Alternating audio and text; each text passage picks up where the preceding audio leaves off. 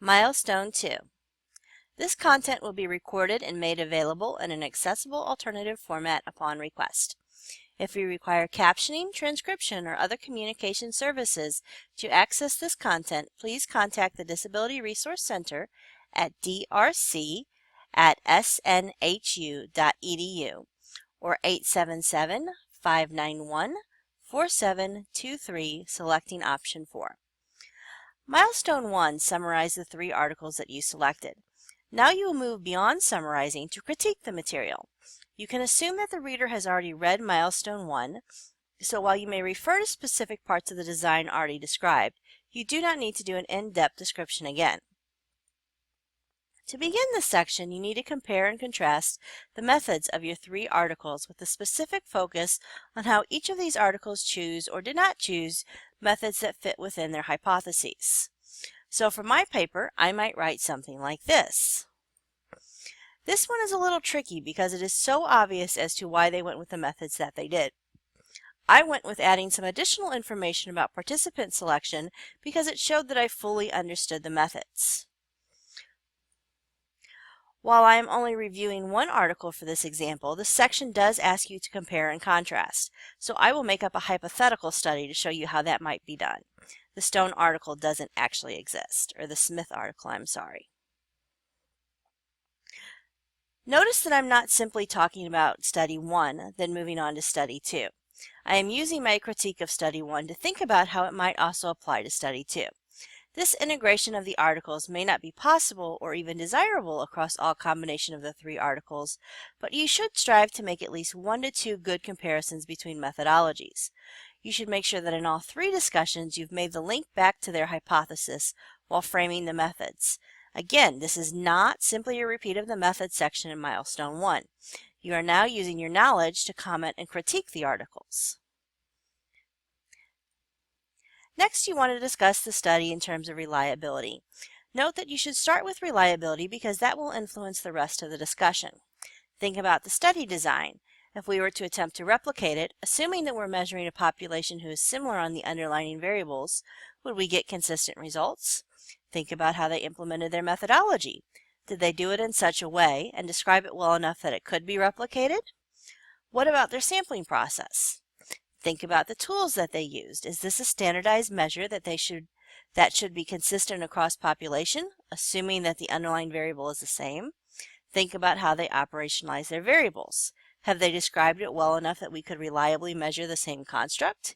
Here's my attempt at some of those questions. You wouldn't have to necessarily answer all of them, but they give you some ideas of what to think about. At this point, you have 2 options. You can discuss the reliability of each article before moving on to validity, or you can cover reliability, validity, credibility, and conclusions for each article before moving on to the next one. Discussing reliability for each article before moving on may make Milestone 3 easier because you have to integrate there, but it's probably a little more challenging for this milestone. If you choose to discuss reliability for each article first, it does make sense that you would then address validity, credibility, and conclusions in a similar manner. That is, addressing each article for that topic area before moving on to the next topic. It's up to you what you choose. Please do remember your paragraph breaks, though. Either way, you shouldn't attempt to have all of the information for one topic or one article in a single paragraph. That gets incredibly challenging to read. I just have the one article, so I'm moving on to validity. Note that in the video on reliability and validity, I said that something that was not reliable was inherently not valid. So if you found something that was not reliable, you should stop the discussion on validity there.